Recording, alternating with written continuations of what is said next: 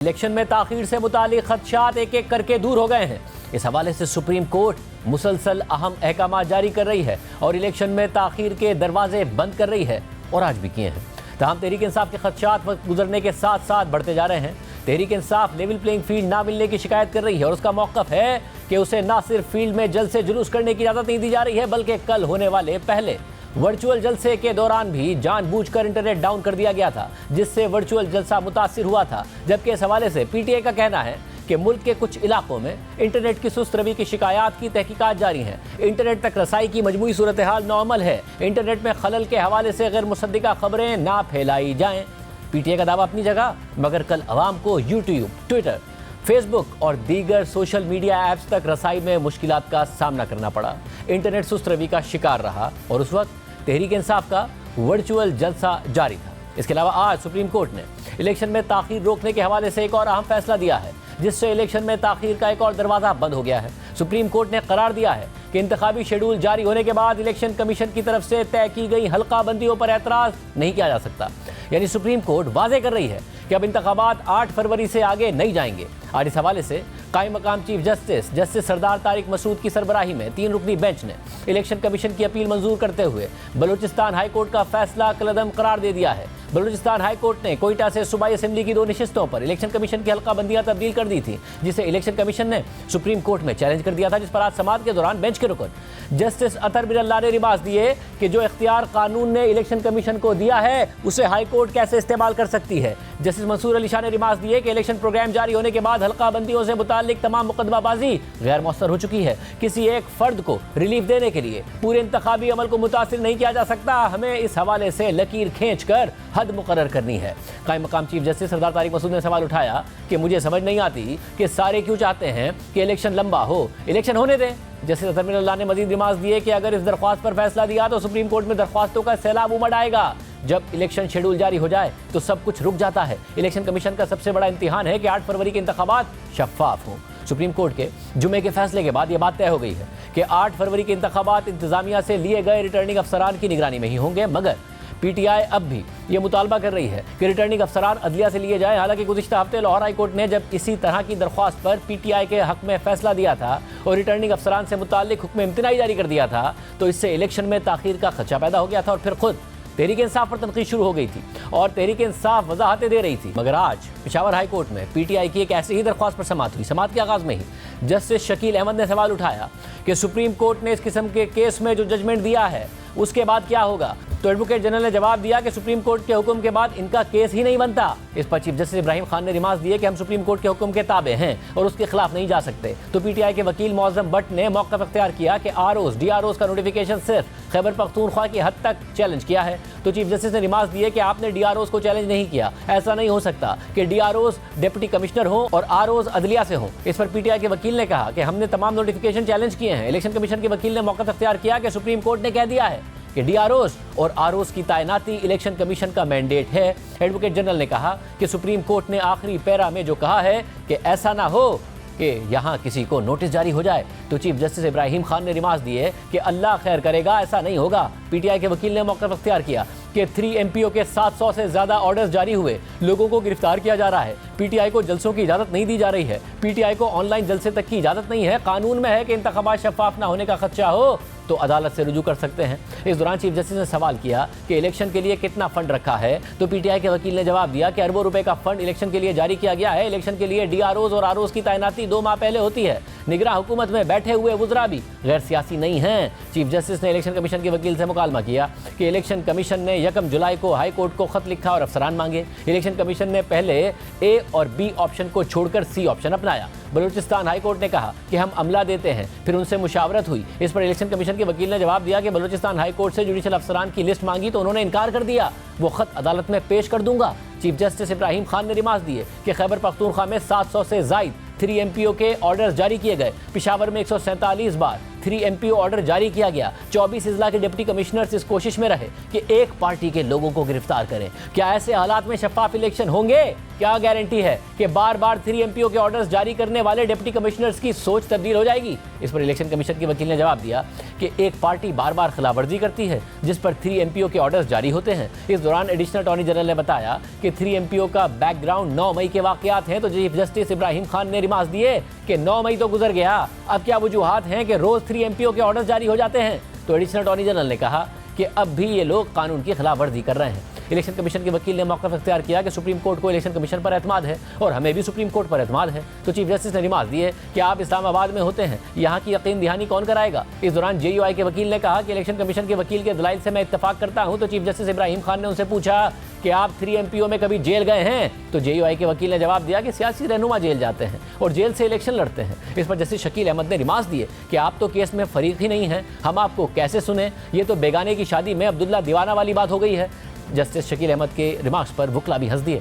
PTI के वकील ने मजीद कहा कि इलेक्शन के लिए बरवक्त इंतजाम नहीं किए तो शफाफ इलेक्शन कैसे कराएंगे?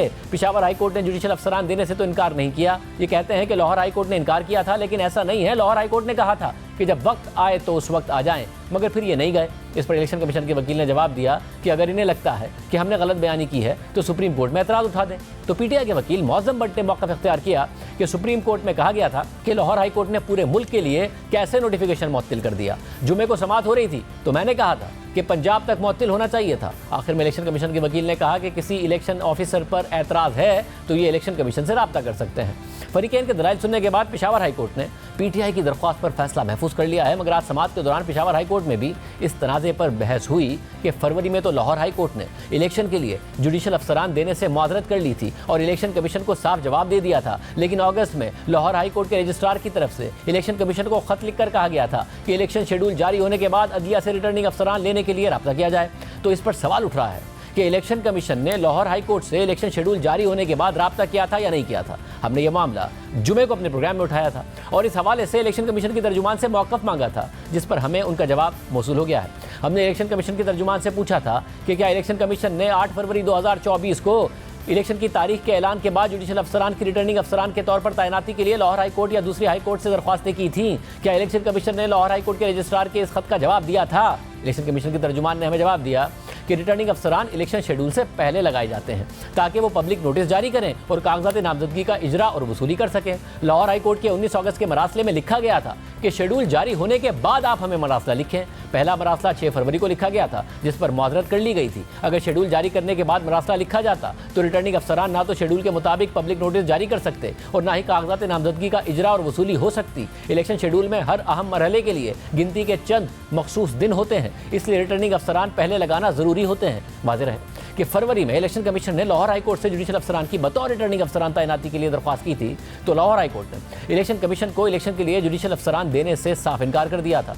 लाहौर हाई कोर्ट के रजिस्ट्रार ने जवाब दिया था कि अदलिया का बुनियादी काम इंसाफ देना है, इलेक्शन कराना नहीं, और अगर इलेक्शन ड्यूटी के लिए जुडिशल अफसरान दिए गए तो जुडिशरी का बुनियादी काम मुतासिर हो जाएगा और अवाम के मसाइल हल करने का अदालती निज़ाम मुंजमद पड़ जाएगा। ऐसी सूरत हाल में जुडिशल अफसरान की बतौर रिटर्निंग अफसरान तैनाती से न सिर्फ उन्हें इलेक्शन कराने का मुश्किल काम करना होगा बल्कि अदालती काम भी सर अंजाम देना होगा और इस तरह 2 कश्तियों में सवार होने से उनकी ये दोनों काम एक साथ करने की सलाहियत बुरी तरह मुतासिर हो जाएगी और उसके बुरे नताइज निकलेंगे। और सबसे आखिरी और अहम बात यह है कि माजी में जब भी जिला अदालतों को बतौर रिटर्निंग अफसरान इलेक्शन कराने की आईनी जिम्मेदारी सौंपी गई है तो इससे बहुत नाखुशगवार तजर्बात ने जन्म लिया है, जिससे अपने फ़राइज़ आज़ादी से सर अंजाम देने में उन्हें रुकावटों का सामना करना पड़ा है। और इसी वजह से मुझे chief justice Lahore high court की तरफ से हिदायत की गई है कि आपको ये बता दूं कि अदालत इस पोजीशन में नहीं है कि जुडिशल अफसरान की सर्विस इलेक्शन कमीशन को दी जाए। इस बात पर भारी दिल के साथ अफसोस का इजहार किया जाता है।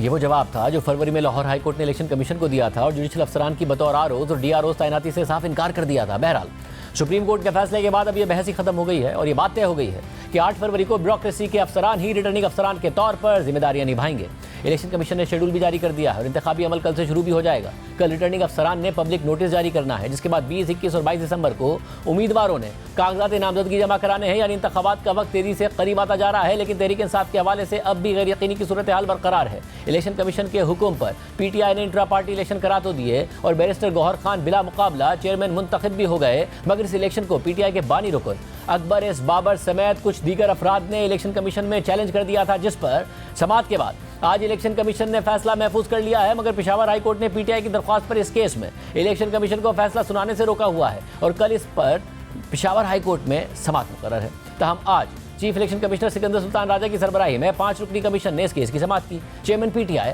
बैरिस्टर गौहर खान भी समाअत में मौजूद थे। पीटीआई की तरफ से बैरिस्टर अली जफर ने दलाइल देते हुए कहा कि इंट्रा पार्टी इलेक्शन कराने का तरीकाकार पाकिस्तान के आइन, इलेक्शन एक्ट और इलेक्शन रूल्स में दर्ज नहीं है। इंट्रा पार्टी इलेक्शन कराने का तरीकाकार पीटीआई के आइन में भी दर्ज नहीं है। इंट्रा पार्टी इलेक्शन कराने का मामला पार्टी पर छोड़ा गया है तो इस पर इलेक्शन कमीशन के रुकन ने रिमार्क दिए कि ऐसे खुला नहीं छोड़ा गया है। कहा गया है कि इंट्रा पार्टी इलेक्शन पार्टी आइन के मुताबिक कराए जाएंगे। तो अली जफर ने दलाइल दिए कि पार्टी पर छोड़ दिया गया है कि इंट्रा पार्टी इलेक्शन खुद कराएं। हमारे आइन में सिर्फ ये है कि इलेक्शन खुफिया रायशुमारी से हो। हर जमात के पास ऑप्शन है कि या एडहॉक करें या रूल्स बना लें। इंट्रा पार्टी इलेक्शन में इलेक्शन कमीशन रेगुलेटर नहीं है। Election act intra party election और मेंबरशिप की बात करता है। हर कोई पार्टी मेंबर नहीं होता। वोटर सपोर्टर और मेंबर में फ़र्क होता है। मेंबर वो होता है जो पार्टी में शमूलियत इख्तियार करता है, उसे मेंबरशिप का कार्ड दिया जाता है, मेंबर का नाम रिकॉर्ड में शामिल किया जाता है। कोई कहे कि मैं मेंबर हूं और मेरी दरख्वास्त सुने तो आप कहते हैं कि आपका मेंबरशिप कार्ड कहाँ है। इलेक्शन कमीशन का अपना फैसला है कि जो पार्टी का कानूनी मेंबर ना हो वो एतराज़ नहीं कर सकता। चीफ इलेक्शन कमिश्नर ने रिमार्क दिए कि आप कहना चाहते हैं कि दरख्वास्त गुजार पार्टी मेंबर नहीं है। तो अली जफर का कहना था कि मेंबर पार्टी की फीस और अतियात देता है, फीस नहीं देगा तो मेंबर नहीं होगा। जमात किसी भी मेंबर को निकाल सकती है। दौरान समाअत अली जफर ने मजीद कहा कि पार्टी के चीफ इलेक्शन कमिश्नर की तैनाती के 6 हफ्ते होते हैं। आपने हुक्म दिया कि 20 दिन में इलेक्शन कराना है, इसलिए तरीक़ाकार फॉलो नहीं हो सकता। ऐसे में क्या पार्टी इलेक्शन कमीशन के हुक्म पर अमल ना करे और कहे कि हम इलेक्शन नहीं करा सकते? तो इलेक्शन कमीशन के रुकन ने सवाल उठाया कि आप कह रहे हैं कि इलेक्शन नजरिया ज़रूरत के तहत हुआ। दौरान समाअत अली जफर का कहना था कि इलेक्शन जहां होना था वहां 500 लोग थे और उन्होंने करारदाद मंजूर की कि इलेक्शन बिला मुकाबला हुए। हमारे मेंबर्स तो इलेक्शन कमीशन में नहीं आए कि इलेक्शन दुरुस्त नहीं हुआ। हमारे 8 लाख से ज़ायद वोटर हैं, जिनमें से 6 लाख मकामी और बाकी समंदर पार हैं। हमारे मेंबर्स की तफसीलात इंटरनेट पर मौजूद हैं। तो चीफ इलेक्शन कमिश्नर ने उनसे कहा कि आप तो जल्द से भी इंटरनेट पर रखते हैं। चीफ इलेक्शन कमिश्नर के रिमार्क्स पर इलेक्शन कमीशन में कह के लगे। तो अली जफर ने जवाब दिया कि इसका भी आप कुछ करें। बैरिस्टर अली जफर के दलाइल मुकम्मल हुए तो दरख्वास्त गुजारों के वकला ने जवाब दिए, जिसके बाद समाअत मुकम्मल हो गई और इलेक्शन कमीशन के अराकीन ने फैसला महफूज कर लिया। अहम बात यह है कि तहरीक इंसाफ ही की दरख्वास्त पर पेशावर हाई कोर्ट में इलेक्शन कमीशन को इंट्रा पार्टी इलेक्शन से मुताल्लिक केस का फैसला सुनाने से रोका हुआ है और आज फैसला महफूज हो गया है। मामला इल्तवा का शिकार भी हो सकता है। मगर दूसरी तरफ खुद पीटीआई को यह खदशा है कि 22 दिसंबर तक इलेक्शन कमीशन ने सर्टिफिकेट जारी ना किया तो पीटीआई के उम्मीदवारों को आज़ाद हैसियत में इलेक्शन लड़ना पड़ सकता है। आज की समाअत के बाद चेयरमैन पीटीआई बैरिस्टर गौहर अली खान का कहना था कि इंट्रा पार्टी इलेक्शन करवाने के बावजूद हमें इलेक्शन कमीशन की जानिब से सर्टिफिकेट जारी नहीं किया गया। 22 तारीख कागजात नामजदगी जमा कराने की आखिरी तारीख है। अगर हमें उस वक्त तक सर्टिफिकेट जारी नहीं होता तो बहुत बड़ा रिस्क होगा कि हमारे उम्मीदवारों को आज़ाद उम्मीदवार माना जाएगा, जिससे हॉर्स ट्रेडिंग शुरू होगी। जिस वक्त आपके पास पार्टी हेड की तरफ से एक एफिडेविट आता है कि मैंने इलेक्शन करवाए हैं, आप उनके सर्टिफिकेट इशू करते हैं। 22 तारीख लास्ट डेट है नॉमिनेशन पेपर फाइल करने के। अगर हमारे कैंडिडेट्स अपने नॉमिनेशन फॉर्म पे लिखते हैं कि मैं पीटीआई से बिलोंग करता हूं और तब तक आप हमारे सर्टिफिकेट का इजरा नहीं करते, तो एक बहुत बड़ा रिस्क होगा कि हमारे कैंडिडेट फिर एज इंडिपेंडेंट कैंडिडेट के तौर पे आप मानेंगे, जिससे न सिर्फ मुल्क बल्कि जमहूरियत का नुकसान होगा। एक हॉर्स ट्रेडिंग शुरू होगी। क्योंकि बैरिस्टर अली जफर ने मीडिया से बात करते हुए कहा कि इलेक्शन कमीशन ने कहा कि इंट्रा पार्टी इलेक्शन कराएं, हमने करा दिए। कहा कि 20 दिन में कराएं, हमने 20 दिन में करा दिए। कहा कि अपने 2019 के आइन के तहत कराएं, हमने वो भी करा दिए। फिर भी इलेक्शन कमीशन हमसे सवाल पूछ रहा है। आपने कहा कि इंट्रा पार्टी इलेक्शन कराएं, हमने इंट्रा पार्टी इलेक्शन करा दिए। 20 दिन में कराएं, हमने 20 दिन में करा दिए। आपने कहा अपने 2019 के आइन के मुताबिक कराएं, हमने वो भी करा दिया। लेकिन फिर भी इलेक्शन कमीशन हमसे पूछ रहा है कि जनाब आप उस दिन जिस दिन इलेक्शन हुआ आप खड़े हुए थे कि बैठे हुए थे, आपने पानी पिया, आपने खाना खाया। इस किस्म के सवालात जब आना शुरू हो जाएं तो मुझे मजबूरन पूछना पड़ा इलेक्शन कमीशन से कि क्या आपने ऐसे सवालात बाकी जमातें हैं उनसे भी किए जिन्होंने इंट्रा पार्टी इलेक्शन किए। तो इस सूरत पर बात करने के लिए हमने तहरीक इंसाफ के रहनुमाओं को प्रोग्राम में शिरकत की दावत दी, मगर वो नहीं आए।